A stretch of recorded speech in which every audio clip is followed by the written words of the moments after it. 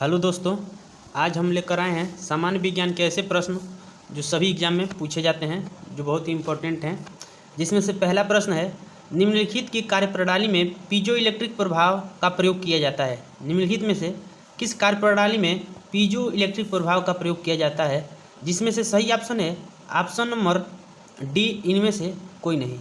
जिसमें से सही ऑप्शन है ऑप्शन नंबर डी, इनमें से कोई नहीं। इसी क्रम में अगला प्रश्न है, अस्थायी चुंबक को जब दो भागों में तोड़ दिया जाता है तब क्या होता है? अस्थायी चुंबक को जब दो भागों में तोड़ देंगे तो उससे क्या बनेगा? इसका सही ऑप्शन होगा ऑप्शन नंबर बी, प्रत्येक भाग में एक दक्षिणी ध्रुव और एक उत्तरी ध्रुव हो जाएगा। प्रत्येक भाग में एक दक्षिणी ध्रुव और एक उत्तरी ध्रुव हो जाएगा। ऑप्शन नंबर बी इसका सही ऑप्शन होगा। इसी क्रम में अगला प्रश्न है, विद्युत परिपथ में निम्नलिखित में मापने के लिए अमीटर का प्रयोग किया जाता है। अर्थात अमीटर का प्रयोग किसके लिए किया जाता है? इसमें सही ऑप्शन है ऑप्शन नंबर ए, धारा। ऑप्शन नंबर ए, धारा इसमें सही ऑप्शन है। ऑप्शन नंबर ए, धारा इसमें सही ऑप्शन हो जाएगा। इसी क्रम में अगला प्रश्न है, उच्च तापमान निम्नलिखित द्वारा मापे जाते हैं। उच्च तापमान निम्नलिखित द्वारा मापे जाते हैं। ए, पारद थर्मामीटर, बी, प्लेटिनम थर्मामीटर, ताप विद्युत पायरोमीटर, या ऑप्शन डी, इनमें से कोई नहीं। इसका सही ऑप्शन है ऑप्शन नंबर सी, ताप विद्युत पायरोमीटर। ताप विद्युत पायरोमीटर इसका सही ऑप्शन है। अगला प्रश्न है, मानव शरीर से गुजरने वाली धारा का परिमाण यदि निम्नलिखित हो तब आघात की अनुभूति होगी। तब आघात की अनुभूति होगी। ऑप्शन ए, 1 mm से कम, 1 से 8 mm, 8 से 15 mm, 15 से 50 mm। इसका सही ऑप्शन है option number C. Option number C इसका सही ऑप्शन है, 8 से 15 mm। 8 से 15 mm इसका सही ऑप्शन हो जाएगा। अगला प्रश्न है, विद्युत माप यंत्रों में विद्युत ऊर्जा निम्नलिखित में रूपांतरित होती है। विद्युत माप यंत्रों में विद्युत ऊर्जा किस में रूपांतरित होती है?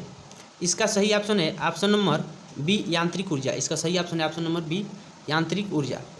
अगला प्रश्न है, चंद्रमा पृष्ठ पर अंतरिक्ष यात्री एक दूसरे को क्यों नहीं सुन सकते? एक दूसरे को क्यों नहीं सुन सकते हैं? इसका सही ऑप्शन है ऑप्शन नंबर बी, क्योंकि ध्वनि तरंगे निर्वात में आगे नहीं बढ़ सकती हैं। क्योंकि ध्वनि तरंगे निर्वात में आगे नहीं बढ़ सकती हैं। अगला प्रश्न है, पीतल निम्नलिखित में से किसका मिश्र धातु है? पीतल निम्नलिखित में से किसका मिश्र धातु है? इसका सही ऑप्शन है ऑप्शन नंबर बी, कापर और जिंक का। कापर और जिंक का इसका सही ऑप्शन हो जाएगा। अगला प्रश्न है, कोई इलेक्ट्रॉन जब किसी विद्युत क्षेत्र में होकर गुजरता है। अगला प्रश्न है, जब कोई इलेक्ट्रॉन किसी विद्युत क्षेत्र से गुजरता है तो इसमें सही ऑप्शन है ऑप्शन नंबर डी, बंग और ऊर्जा नियत रहती है। बंग और ऊर्जा नियत रहती है। अगला प्रश्न है, नाभिक रिएक्टरों में मंदक के रूप में प्रयोग किया जाता है। नाभिक रिएक्टरों में मंदक के रूप में प्रयोग किया जाता है। इसका सही ऑप्शन है ऑप्शन नंबर डी, भारी जल। ऑप्शन नंबर डी, भारी जल इसका सही ऑप्शन है। अगला प्रश्न है, साधारण तापमान पर जल द्रव में और हाइड्रोजन सल्फाइड गैस में होती है। इसका प्रमुख कारण निम्नलिखित में से क्या विद्यमान रहता है? इसका प्रमुख कारण में निम्नलिखित में से क्या विद्यमान रहता है? इसका सही ऑप्शन है ऑप्शन नंबर डी, जल में हाइड्रोजन बंध के कारण ऐसे विद्यमान रहते हैं। अगला प्रश्न है, संवेग के बदलाव की दर निम्नलिखित के समानुपाती होती है।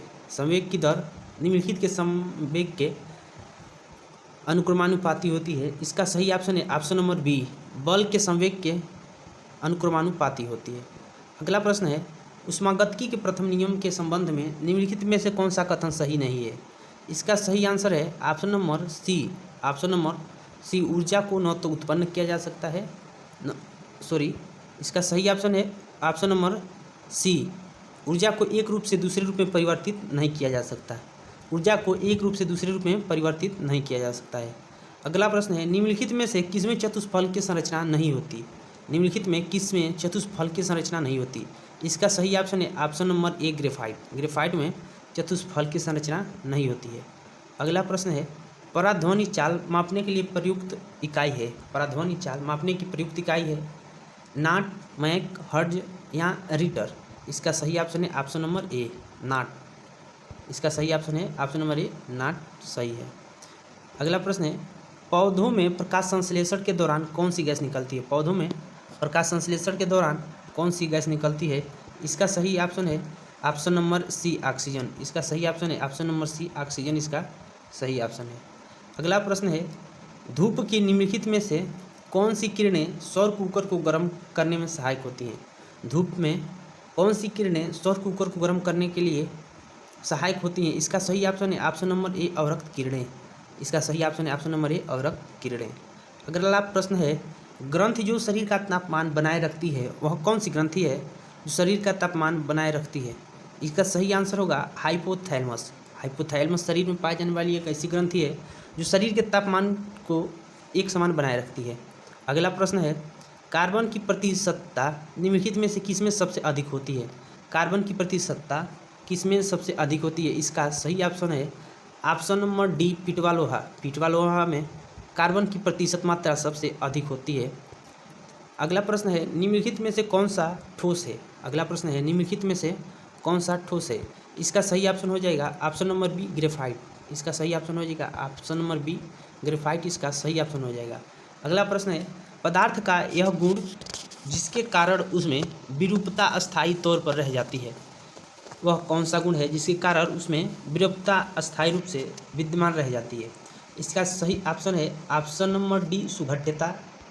ऑप्शन नंबर सी सुघट्यता के कारण उसमें विरूपता अस्थायी रूप से विद्यमान रह जाती है। अगला प्रश्न है, कंप्यूटरों के लिए आईसी चिप्स आमतौर पर निम्नलिखित के बनाए जाते हैं। कंप्यूटरों में आईसी चिप्स किसके बनाए जाते हैं। तो इसमें सही ऑप्शन है option number C silicon. Option number C silicon इसका सही आंसर है। अगला प्रश्न है, कर्ण बोसान नाम का संबंध किस नाम से है। कर्ण बोसान नाम का संबंध किस नाम से है। इसका सही ऑप्शन है option number B. Option number B S N Bose. S N Bose इसका सही ऑप्शन है। अगला प्रश्न है, निम्नलिखित में से किस तत्व की परमाणुकता एक होती है। किस तत्व की परमाणुकता एक होती है। इसमें सही प्रश्न है option number D argon. Option number D argon इसका सही ऑप्शन हो जाएगा, जिसे AR से प्रदर्शित करते हैं। अगला प्रश्न है, 52 ग्राम हीलियम में मोलों की संख्या होगी। अगला प्रश्न है, 52 ग्राम हीलियम में मोलों की संख्या होगी।